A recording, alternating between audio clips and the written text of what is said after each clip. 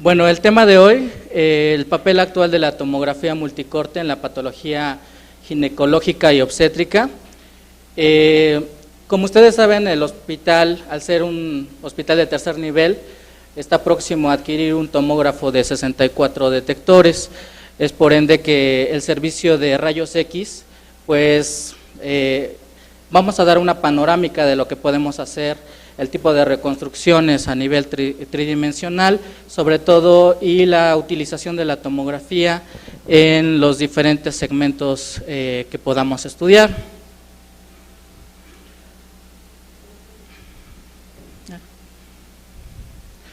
¿Cuáles son los objetivos de nuestra plática? Primero, vamos a hacer un scan por región anatómica. El segundo es crear una conciencia sobre los efectos de la radiación en el paciente. Esto es de lo más importante de lo que vamos a tratar, y puntualizar que la tomografía nos va a permitir precisar la extensión del proceso mórbido y nos va a ayudar a facilitar la toma de decisiones terapéuticas. Esto es muy importante, sobre todo en hospitales de tercer nivel, así como las indicaciones absolutas en obstetricia y ginecología.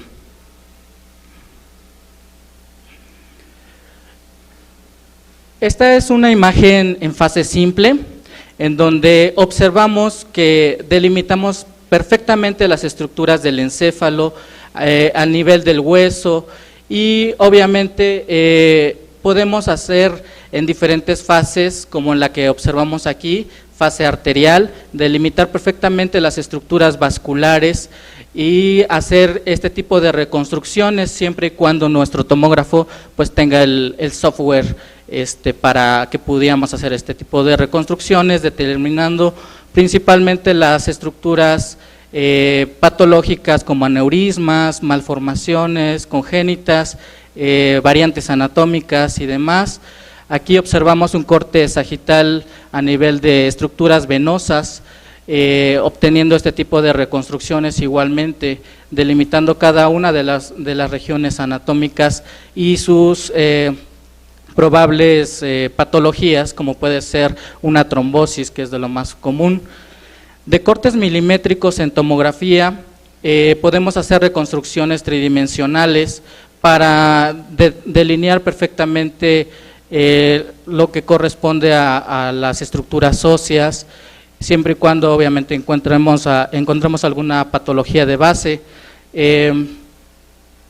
A nivel de macizo facial, en cortes milimétricos, delineamos cada una de las estructuras óseas. Asimismo, podemos hacer reconstrucciones 3D, en donde delimitamos perfectamente las relaciones articulares ante traumatismos y diferentes patologías.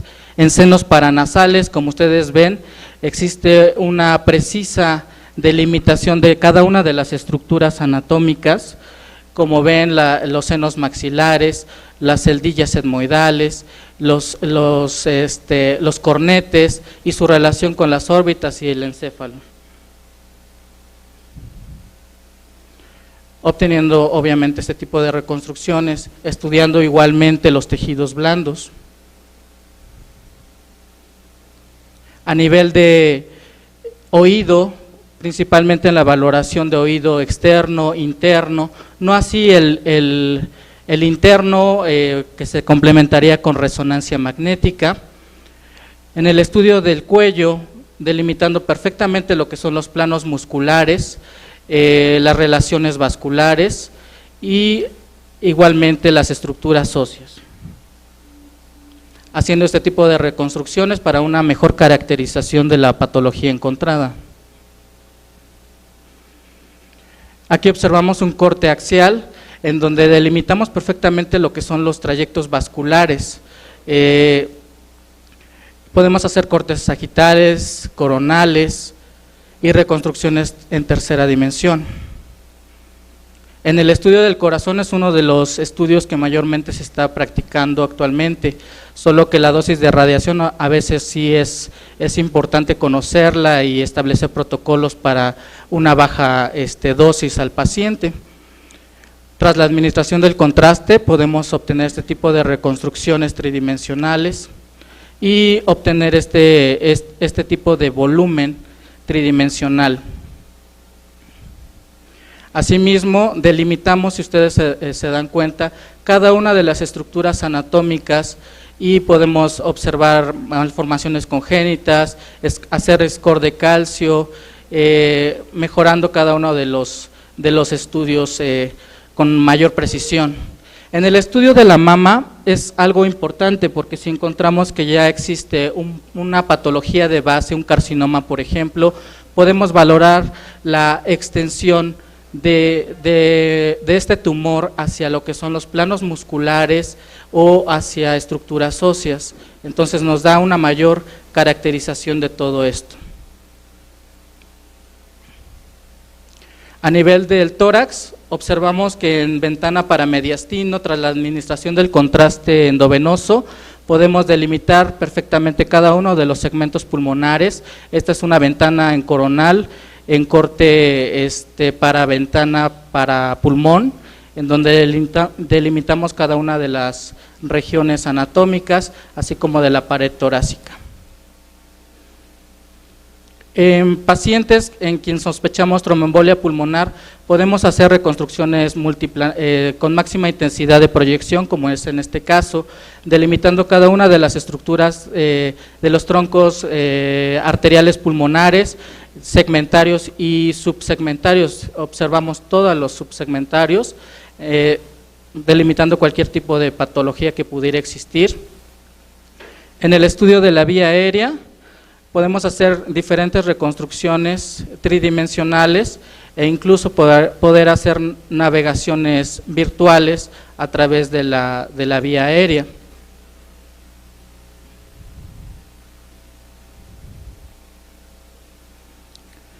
Tras la administración del contraste endovenoso podemos hacer diferentes fases. Aquí observamos una fase arterial completamente en donde se opacifican correctamente la aorta abdominal, delimitando perfectamente cada una de los trayectos vasculares, como ustedes pueden apreciar ahí. El tronco celíaco, la arteria mesentérica superior, inferior, cada una de las estructuras haciendo este tipo de reconstrucciones. A nivel de miembros pélvicos, podemos hacer fases arteriales y venosas en búsqueda de ya sea de trombosis o de placas de ateroma en las arterias. Tras la administración de contraste oral, podemos delimitar perfectamente lo que son cada una de las estructuras, tanto del colon ascendente, descendente, así como la opacificación adecuada en todos los segmentos, tanto de intestino delgado como grueso. En el estudio del tracto urinario, en un estudio multifásico podemos hacer una fase arterial, una fase venosa, una fase de eliminación para caracterizar tipo de lesiones, ya sea del tipo del carcinoma o algún otro de quiste complicado y demás, obteniendo este tipo de reconstrucciones como las que vemos a continuación, en una fase de eliminación donde delimitamos perfectamente cada uno de los segmentos del uretero y delimitamos perfectamente lo que es la vejiga. En el estudio tanto del hígado, el páncreas y de la cavidad gástrica, tras la administración de contraste oral, simple como el agua, podemos valorar la morfología estructural de, como vemos aquí, los bordes, el lóbulo izquierdo, el lóbulo derecho del hígado, o bien los bordes del páncreas, sus relaciones anatómicas y sus relaciones vasculares. Observamos la perfecta delimitación de lo que son los pliegues gástricos y con la opacificación del contraste, ya sea agua o contraste iodado, podemos determinar perfectamente alguna patología. Igualmente se pueden hacer reconstrucciones multiplanares, acercamientos, utilizar algunos protocolos curvos para ver perfectamente toda la morfología del páncreas y hacer este tipo de reconstrucciones tridimensionales.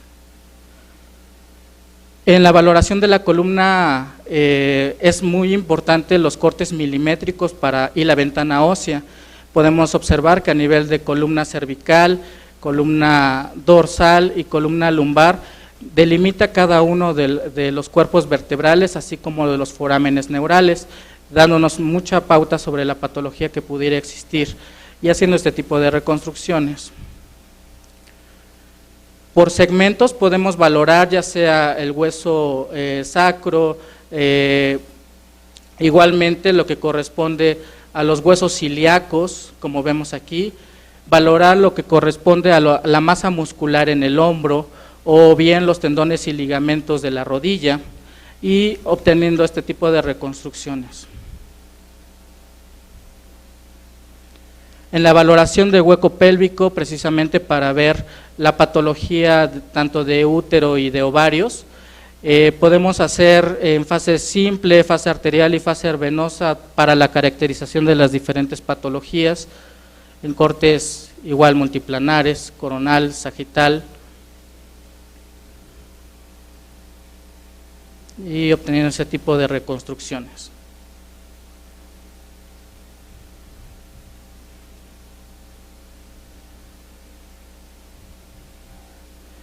Bueno, como ya vimos, la tomografía desde su introducción a la práctica clínica en 1998, pues realmente es un complemento diagnóstico, el cual se ha modernizado cada vez más y observamos que existen cada vez equipos que tienen mayor cantidad de hileras de detectores. Y esto encontramos actualmente equipos de 256 detectores en forma dual, es decir, se duplica la cantidad de detectores y hacemos más cortos los tiempos del examen. Lo que sí es inevitable, es innegable la importancia real de la tecnología en el diagnóstico de la patología. ¿Cuáles son las ventajas que tiene la tomografía? Bueno, es operador independiente, lo que resulta una elevada capacidad diagnóstica. Permite precisar la extensión de un proceso mórbido, como en el caso de la apendicitis perforada. Mejora los resultados clínicos al disminuir el número de laparotomías negativas. Entonces, como se dan cuenta, pues tiene muchas ventajas. Esto es lo importante de la tomografía, nos ayuda a disminuir el tiempo de duración del examen, reduce artificios de movimiento, es útil en pacientes en estado crítico y politraumatizados, reduce la dosis del medio de contraste intravenoso y la capacidad de múltiples fases. El rango de rastreo es mayor, ya que podemos hacer, por ejemplo, un barrido toraco, abdomino pélvico en cuestión de unos 10 segundos, una colimación milimétrica, incremento en la capacidad de resolución. Recordemos que la tomografía brinda una resolución espacial isotrópica, esto se traduce en que traduce en voxeles cúbicos que nos permiten tener la misma nitidez en cualquier plano que estudiemos. Eso es lo importante de esto. Y que podemos hacer reconstrucciones volumétricas, como ya vimos anteriormente, todas las reconstrucciones que vimos, siempre y cuando se cuente con el software adecuado.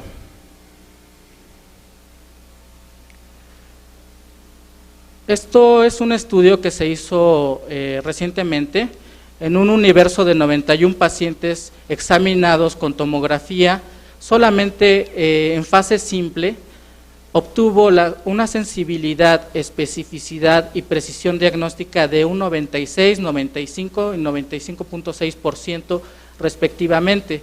Ustedes se dan cuenta que tiene una alta sensibilidad, especificidad y precisión. Además, la tomografía facilitó la toma de decisiones terapéuticas en un 95% de los casos, en donde la exploración clínica fue positiva solo en un 60% de los casos, y modificó la estrategia terapéutica primaria en un 30% de los casos y evitó laparotomías, llegando así a reducir hasta un 28% la admisión hospitalaria y cambiar el manejo quirúrgico en un 40% de los pacientes. La tomografía, al tener esta geometría particular, obviamente emite mayor cantidad de radiación de la periferia hacia el centro del cuerpo, lo que hace que la piel esté expuesta a una gran cantidad de radiación, disminuyendo conforme va atravesando las estructuras internas. Por ende, es importante tener en cuenta que estamos utilizando radiación ionizante, y es algo importante de lo cual vamos a hablar. En un estudio realizado en el 2005, estableció que cada vez más se utiliza la tomografía, y llegando actualmente a la tomografía corresponde al 7% de los estudios radiológicos realizados en un servicio de urgencias, y se está incrementando el uso hasta en un 15%, y corresponde la radiación, un 47% de la radiación de la dosis total de la población, es decir, cada vez nos radiamos más. En un estudio realizado por Lee en el 2004, establece que 64% de los pacientes, el 56% de los radiólogos y el 44% de los médicos de urgencias, por lo menos sabían que una tomografía de abdomen correspondía a más o menos de 10 radiografías de tórax. Eso es lo que ellos pensaban. En esta gráfica delimitamos perfectamente bien la exposición que tiene ante una simple placa de tórax, una dosis efectiva de 0.02 milisievert. Esto equivale a un 2.4 días de radiación del medio ambiente normal.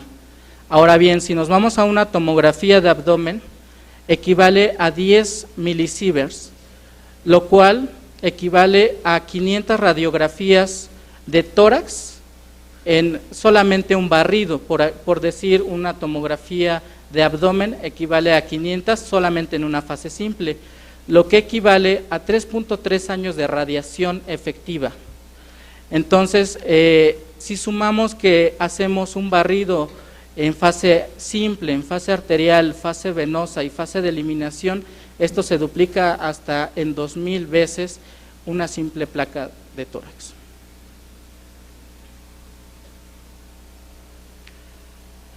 Asimismo, Lee continuó su investigación y estableció que por lo menos el 47% de los radiólogos sabía que había riesgo de cáncer a lo largo de la vida tras la exposición en una tomografía abdominopélvica.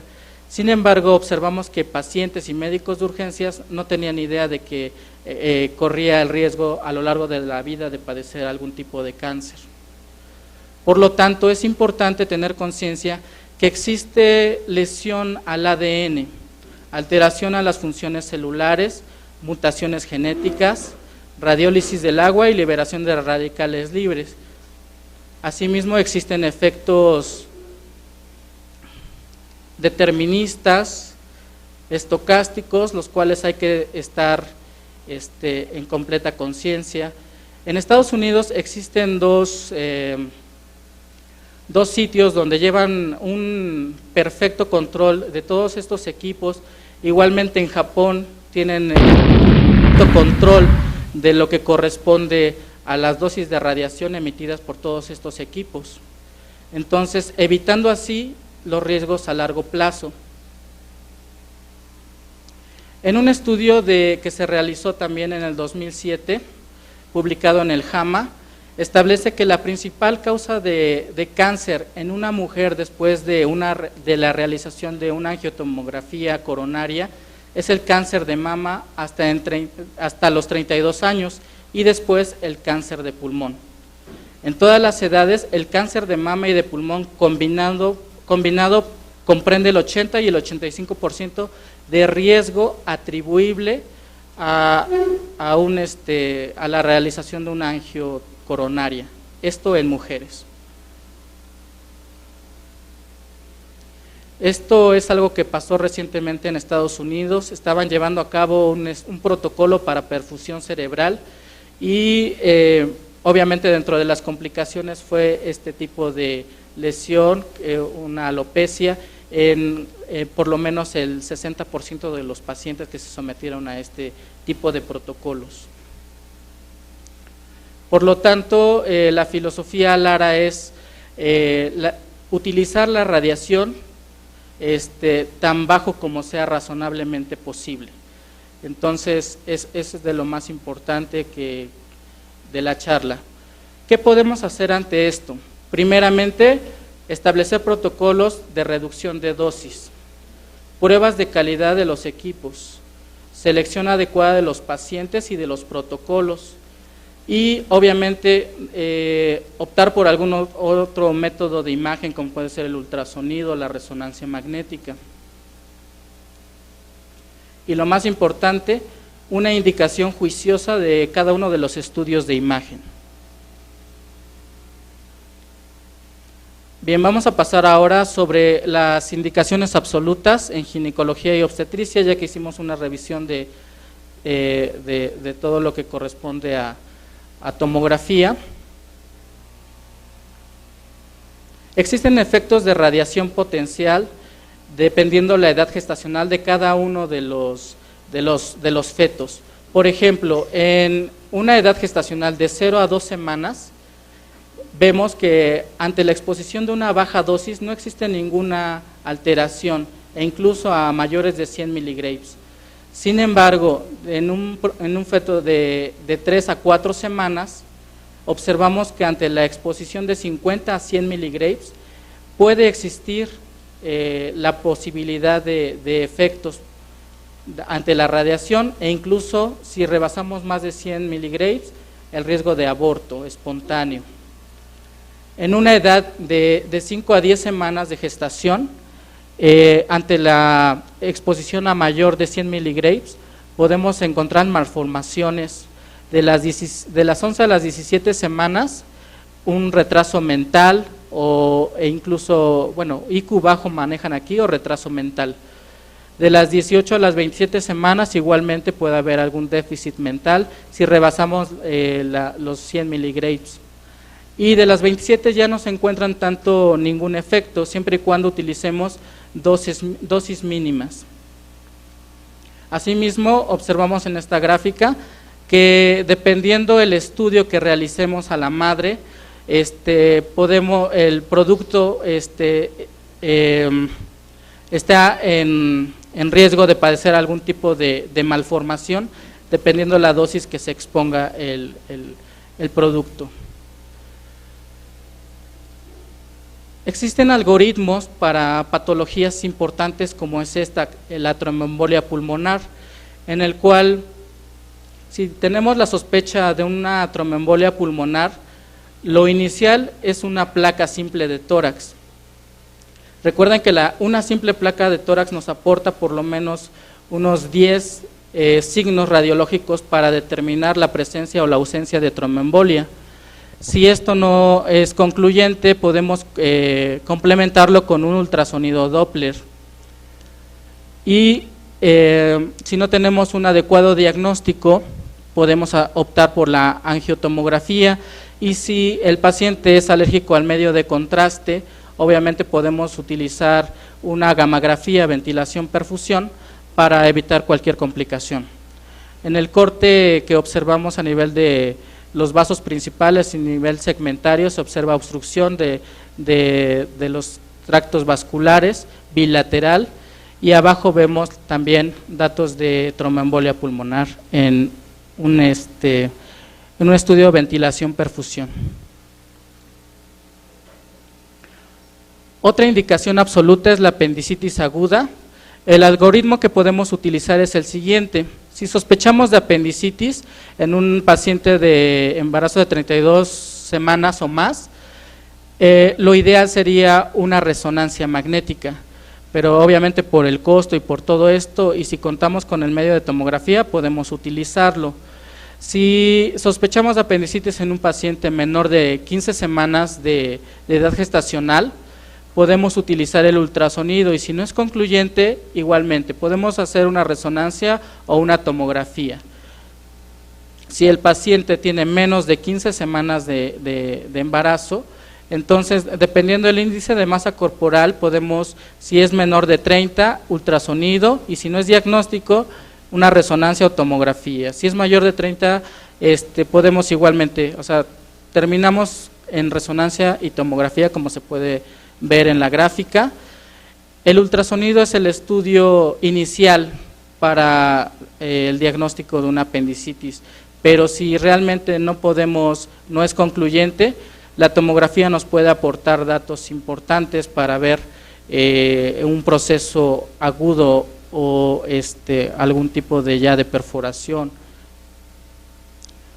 Otra indicación absoluta es el trauma, sobre todo en desprendimientos de placenta, esto en una paciente con, no sé, algún accidente automovilístico y demás, valorar, estas son imágenes de ultrasonido, pero podemos, es una indicación absoluta el desprendimiento de placenta ante un choque automovilístico, por ejemplo. En la sospecha de urolitiasis también es importante, obviamente se tiene que complementar con el estudio clínico y asimismo inicialmente el ultrasonido.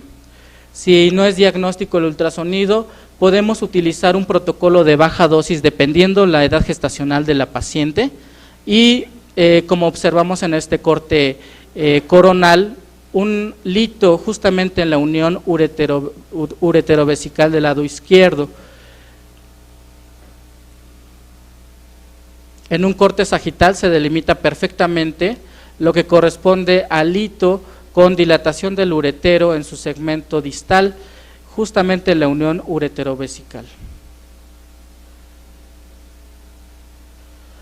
Existen otras indicaciones como en la obstrucción intestinal, si la paciente tiene antecedentes de cirugías previas y estamos sospechando en obstrucción, en delimitar el sitio como observamos a nivel del intestino proximal, una obstrucción con dilatación de las asas de intestino delgado.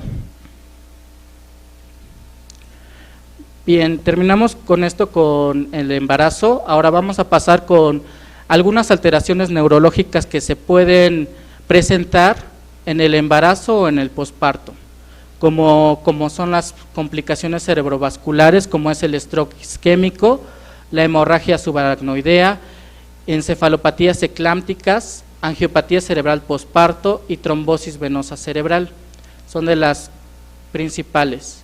Aquí observamos a nivel del lóbulo frontal del lado derecho una hemorragia subaracnoidea.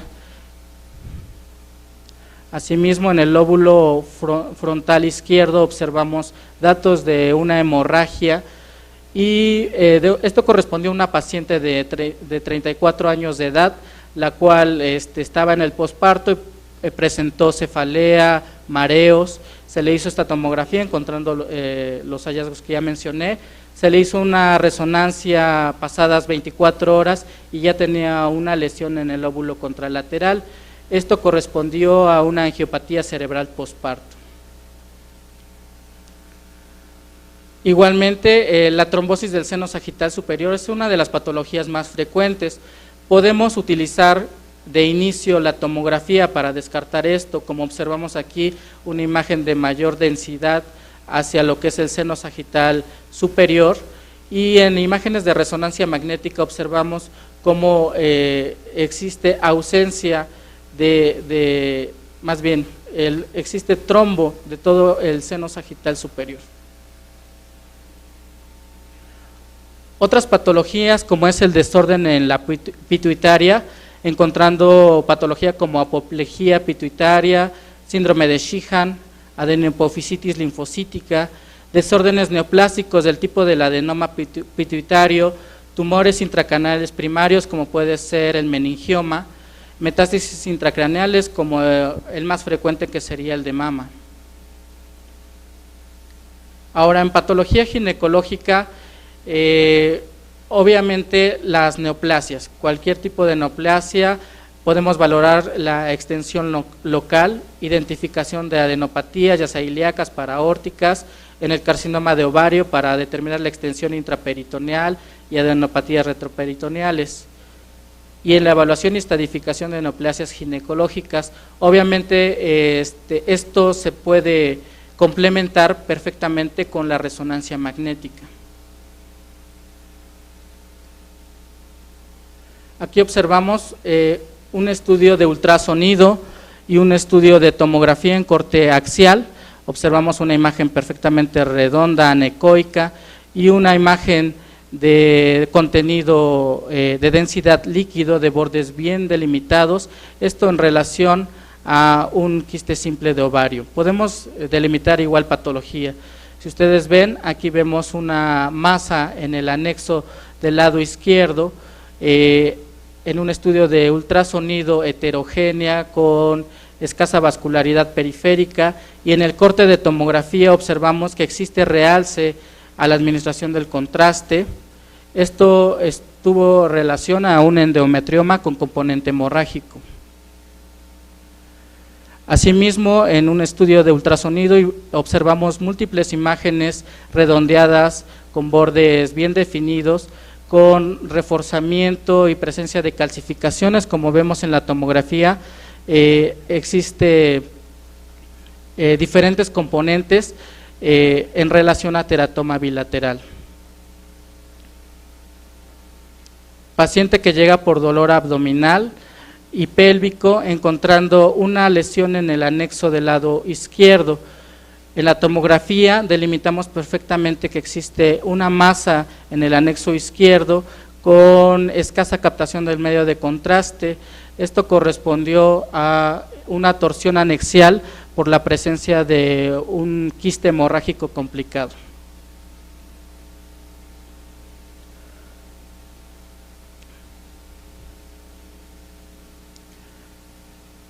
Cortes axiales a nivel del útero, observamos estas imágenes serpiginosas a nivel de ambas regiones anexiales y una imagen perfectamente bien delimitada.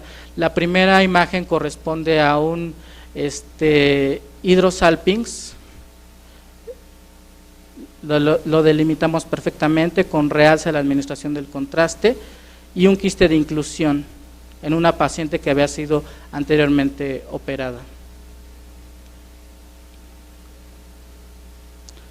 Podemos encontrar ante la presencia clínica de enfermedad pélvica inflamatoria, la presencia de abscesos tubováricos, delimitarlos perfectamente al igual como lo vemos en el ultrasonido, y como complemento la realización de la tomografía. Esto correspondió a la presencia de un absceso, como ustedes ven, ya bien delimitado con realce a la administración del contraste. Ahora bien, actualmente se están haciendo muchos protocolos para ver la morfología normal del útero. Estos estudios, hay algunas instituciones que lo llevan a cabo de manera perfecta, siempre y cuando tengan todo el material y tengan su protocolo ya bien establecido. Utilizan la histerosalpingografía por tomografía, delimitamos perfectamente la anatomía normal del útero y sobre todo la permeabilidad de las trompas. Como ustedes ven, un trastorno, un defecto mulleriano, podemos observarlo y delimitarlo perfectamente a la administración del contraste usando navegador virtual. Asimismo, ante la presencia de patologías o defectos de llenado, como en este caso, en relación a una sinequia uterina, en el navegador virtual podemos delimitar perfectamente esta patología. Otro defecto mulleriano, un útero arcuato. Aquí observamos que existe paso del contraste hacia el miometrio, obteniendo este tipo de imágenes heterogéneas, esto en relación a una adenomiosis difusa, o bien también ante la sospecha de de fístula, podemos hacer este tipo de estudios y aquí observamos que existe el medio de contraste está yéndose hacia la cavidad pélvica, como vemos aquí. En esta imagen observamos un defecto de llenado a nivel del conducto cervical en relación a un pólipo cervical. Existen complicaciones posteriores a la cirugía ginecológica. En este artículo encontré varias cosas interesantes, como depende las complicaciones, las vamos a obtener de acuerdo al tipo de cirugías que se realiza. Por ejemplo, puede existir todas estas complicaciones: una hemorragia, una infección y absceso, una lesión al intestino, una lesión hacia lo que es la vejiga, una lesión ureteral, quistes de inclusión, linfoceles, disfunción del piso pélvico, dehiscencia de la herida y riesgo de endometriosis en pared abdominal, dependiendo la cirugía que ustedes realicen. Por ejemplo, en una histerectomía abdominal total observamos que existe el riesgo de todas ellas. Igualmente en una histerectomía laparoscópica total existe igual el riesgo de estas complicaciones. Igual en una histerectomía vaginal o histerectomía vaginal por laparoscopía también puede llevarse a cabo todas estas complicaciones que ya les mencioné. La miomectomía también tiene riesgo para hemorragia y para infección y absceso. Otros factores de riesgo y complicaciones: la complicación, por ejemplo, en las hemorragias ante una miomectomía es algo importante. Infecciones y abscesos, principalmente si anteriormente se forma un hematoma o hay una lesión al tracto urinario. Dehiscencia de la lesión en una cirugía de cesárea, principalmente en pacientes obesas, o si la paciente tenía antecedentes de alguna cirugía previa o una labor prolongada, también existe esta complicación. La lesión del tracto urinario y del intestino, principalmente en pacientes que ya tienen antecedentes de cirugías previas o que han sido sometidas a radioterapia o tengan alguna enfermedad pélvica inflamatoria, también esto complica todo este tipo de cosas. Obstrucción intestinal en pacientes que han sido operadas anteriormente o han sido sometidas a radioterapia. Aquí observamos un paciente con antecedente de cesárea de 14 días que llega al servicio de urgencias por sangrado vaginal. Observamos en los cortes sagital, axial y coronal una imagen a nivel de canal cervical heterogénea. Ustedes ven que los vasos parametriales están conservados, no vemos datos de hemorragia activa. Esto estuvo en relación a un hematoma. Esta es una paciente con antecedente de histerectomía. Observamos que existe una imagen hacia lo que corresponde hueco pélvico heterogénea que refuerza con el contraste a nivel del muñón donde se hizo la cirugía, esto en relación a un hematoma pélvico. Paciente con antecedente de cesárea. Observamos un corte sagital a nivel del útero y un corte axial. Observamos que existen múltiples burbujas aéreas, así como una comunicación con la cavidad endometrial. Observamos el realce que hay y la colección que se encuentra en la cavidad, en realidad a un absceso pélvico. Paciente con antecedente de histerectomía abdominal complicada con adherencias de 4 días de evolución. Observamos en corte axial la presencia de un nivel líquido aire y existe extravasación del contraste. Esto en relación a una perforación de intestino delgado. Paciente con antecedente de cesárea. observamos una masa compleja hacia lo que es el hueco pélvico, una hidronefrosis del riñón del lado derecho y extravasación del contraste en una cisto. Esto en relación a una lesión ureteral derecha. Paciente con antecedente de histerectomía radical. Igualmente observamos una hidronefrosis del riñón izquierdo con una disminución de la luz hacia el tercio distal. Paciente con antecedente de histerectomía laparoscópica de 5 días de evolución.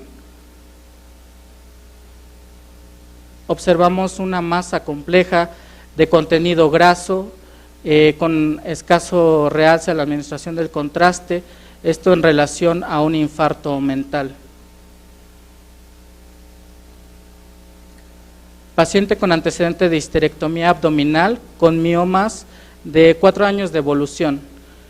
Se encontró una dilatación de las asas de intestino delgado con datos de fibrosis en los tejidos presacros, esto en relación a obstrucción de intestino delgado. Paciente posparto con historia de síndrome de HELLP.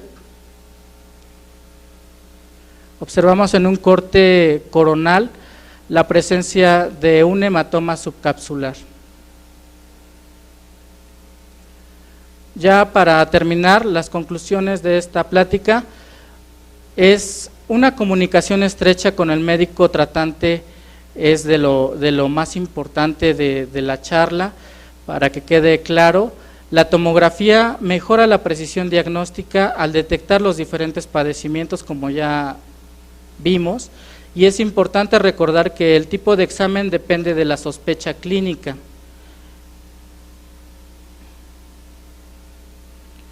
El cumplimiento de la filosofía Lara es responsabilidad de todo el personal involucrado en el estudio del paciente. Y esto es importante, el ejercicio de la medicina del siglo XXI implica un abordaje multidisciplinaria, una comunicación del cirujano, una comunicación del internista y una comunicación del radiólogo, para que podamos dar y ayudar sobre todo al paciente a dar un diagnóstico adecuado. El ajedrez es la cumbre del intelecto humano, como la vida imita al ajedrez, y la radiología es el centro generador del conocimiento y del diagnóstico. Gracias.